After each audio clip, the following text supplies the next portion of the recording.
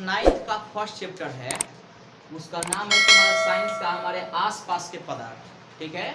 इसका इंग्लिश होता है मैटर इन आवर सराउंडिंग, अध्याय 1, ठीक है। इसमें हम लोग को पढ़ना है पदार्थ के बारे में। क्या चीज के बारे में पढ़ना है? पदार्थ के बारे में, ठीक है। अब पदार्थ देखो क्या होता है, ये सब हम बाय एग्जाम्पल और उदाहरण के साथ और परिभाषा के साथ इसको पढ़ाएंगे। सबसे पहले हम लोग इसको शॉर्टकट में जान लेते हैं कि ये होता क्या है, ठीक है। तो पदार्थ यानी कि हमारे आसपास में जितने भी वस्तुएं मौजूद है ना, जितना भी चीज मौजूद है, सबको हम लोग क्या कहते हैं? पदार्थ कहते हैं। सिंपल में समझ लो, उसे हम लोग क्या कहते हैं? पदार्थ। पदार्थ को 3 भागों में बांटा गया है, ठीक है। वो तुम्हारा है ठोस, द्रव और गैस, ठीक है। अब एक एक करके हम लोग तीनों के बारे में पढ़ेंगे कि ठोस क्या है, द्रव क्या है और गैस क्या है, ठीक है। तो अब देखो, ठोस में हम लोग सबसे पहले पढ़ते हैं कि ठोस जो होता है ना, निश्चित आकार होता है। ठोस यानी कि ठोस का जैसे हम लोग एग्जाम्पल उदाहरण दे सकते हैं, जैसे ईंट हो गया, ईंट है तुम्हारा, पत्थर है, कोई लकड़ी है, ये सब तुम्हारा क्या होता है? ये ठोस होता है। इसमें एगो निश्चित आकार होता है। कहीं पे उसका अगर साइज हम लोग नापते हैं तो एगो निश्चित होता है ना। कहीं पे रखेंगे तो एगो समान, जैसे कोई ईंट है, अगर एक जगह से उठा के उसको हम दूसरे जगह पे रखते हैं तो क्या होगा? तुम्हारा समान आकार लेगा, चाहे जहां पर भी रखो। यानी कि जो ठोस में होता है तुम्हारा निश्चित आकार होता है, लेकिन द्रव में तुम्हारा कोई निश्चित आकार नहीं होता। द्रव का मतलब जैसे हो गया तुम्हारा पानी हो गया, तेल हो गया, इसका कोई आकार होता है? इसको जिस बर्तन में रख दो, जिस थाली में रख दो, उसी टाइप का ही हो जाता है। जैसे तुम अगर पानी है, अगर उसको ग्लास में रख दो तो क्या हो जाएगा? ग्लास के आकार का हो जाएगा। अगर कोई सुराही है उसमें रख दो तो सुराही के आकार का। जमीन पे डाल दो तो पूरा ऐसे क्या हो जाएगा? यानी कि उसका कोई भी फैलाव हो जाएगा, यानी उसका कोई भी निश्चित आकार नहीं है। द्रव का कोई भी निश्चित आकार है? नहीं है।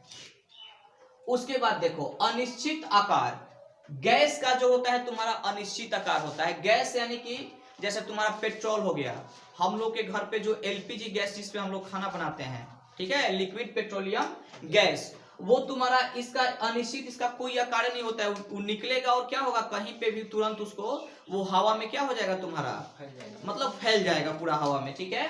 तो गैस का कोई भी आकार नहीं होता है।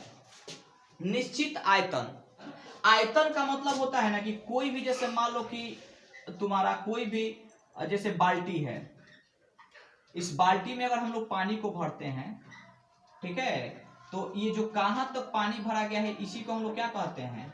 आयतन कहते हैं। इसको क्या कहते हैं हम लोग? आयतन। जो इसमें ये पानी भरा गया है, आई जो पूरा जो बाल्टी में जगह होता है, इसको हम लोग कहते हैं क्षेत्रफल। आई जो है, जो ये जगह जितना पे रखा हुआ है, जितना इसका ये आकार है, इसको हम लोग क्या कहते हैं? आकार कहते हैं, ठीक है। तो आकार और आयतन का मतलब समझ में आ रहा है? तो ये हो गया। इसका भी देखो, इसका भी तुम्हारा ठोस का भी निश्चित आयतन होता है और द्रव्य का भी तुम्हारा निश्चित आयतन होता है। द्रव्य को भी कहीं रखेंगे तो उसका भी एगो फिक्स आयतन होगा, चाहे वो तुम तेल को रखो तो, चाहे पानी को रखो तो, उसका आयतन होगा कि नहीं? जगह छेकेगा कि नहीं? जरूर छेकेगा।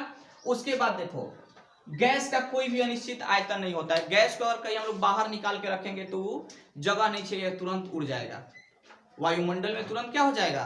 फैल जाएगा। इसलिए इसका गैस का तुम्हारा कोई भी, तुम्हारा जो होता है ना, निश्चित आयतन नहीं होता है, ठीक है। उसके बाद देखो ठोस, ठोस में कोई बहाव नहीं होता। ठोस को क्या, ईंट को, लकड़ी को हम लोग पानी की तरह बहा सकते हैं क्या? नहीं ना बहा सकते हैं। तो इसमें कोई भी बहाव नहीं होता है। और द्रव में बहाव होता है। तेल को गिराओ तो बहने लगता है कि नहीं?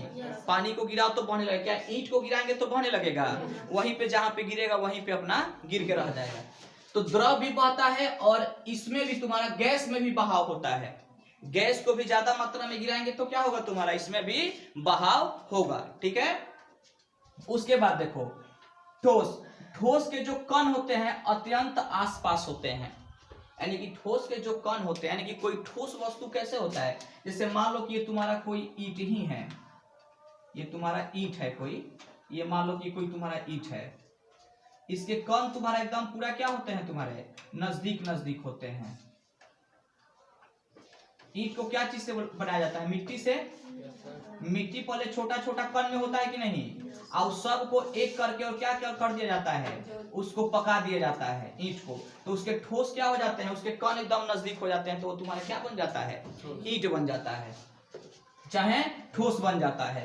तो जो ठोस के कण होते हैं अत्यंत आसपास, यानी कि एक में क्या होते हैं, जुड़े होते हैं, ठीक है। लेकिन तुम्हारा अब आ जाते हैं द्रव कण, जो द्रव के कण के बीच में रिक्त स्थान होता है, ये तो आसपास में जुड़े होते हैं, लेकिन द्रव के कण में रिक्त स्थान होता है।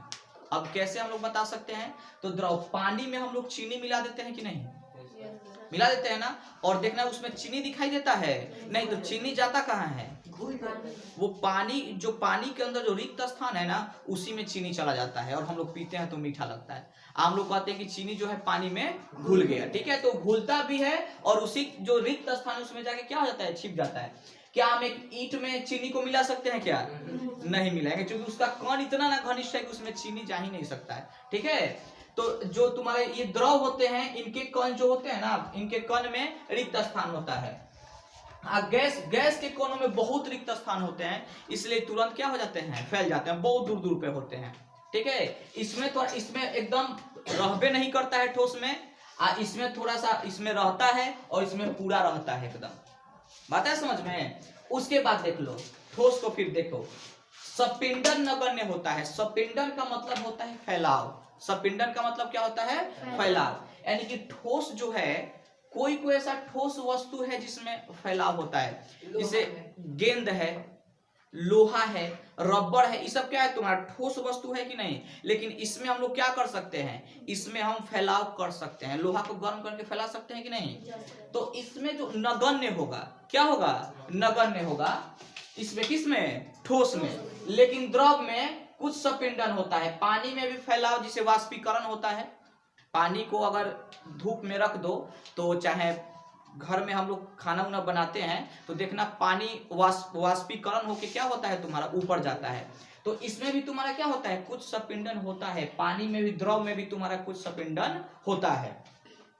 इसको तुम लोग देख सकते हो कि जब हम लोग घर में खाना उना बनाते हैं और जो भी बर्तन है उसको ऊपर वाले हम लोग थाली से ढक देते हैं, और ढकने के बाद उसको उठाएंगे तो देखेंगे कि उसमें पूरा क्या आ गया है तुम्हारा, पानी आ गया है। तो पानी नीचे से ऊपर कैसे चला गया है? गर्म के चलते वाष्पीकरण हो रहा है, तो उसमें भी तुम्हारा क्या हो रहा है, कुछ सपिंडन होता है।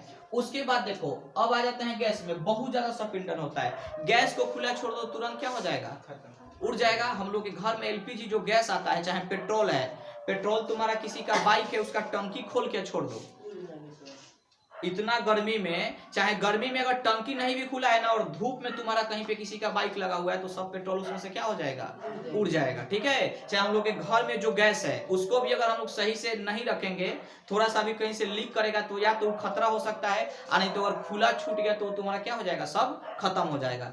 तो इसमें तुम्हारा क्या होता है, बहुत ज्यादा सपिंडन होता है। तो ठोस, द्रव और गैस आ गया समझ में। अब इसका हम लोग क्या करेंगे कि इसका परिभाषा बाई और एग्जाम्पल के साथ हम लोग पढ़ेंगे। इसका ये तुम्हारा सिंपल सा एक इंट्रोडक्शन हो गया कि इसको तुम्हारा, अब ये इसको पढ़ने में भी आसानी होगी, बताने में भी। ठोस के बारे में पूछ दे कि ठोस और द्रव में अंतर स्पष्ट करें। अक्सर हर एग्जाम में पूछता है कि ठोस और द्रव में 5 अंतर, 2 अंतर, 3 अंतर बताएं। तो हम लोग 5 को तो अंतर लिख ही सकते हैं, 2 को भी लिख सकते हैं, 3 को भी लिख सकते हैं, 4 को भी, 5 को भी। या पूछ देता है कि ठोस, द्रव, गैस में अंतर स्पष्ट करें, तीनों में अंतर दे देगा स्पष्ट करने के लिए। चाहे द्रव गैस में दे देगा, चाहे ठोस गैस में दे देगा, किसी भी प्रकार से देगा, तो ये भी सब हम लोग लिख सकते हैं।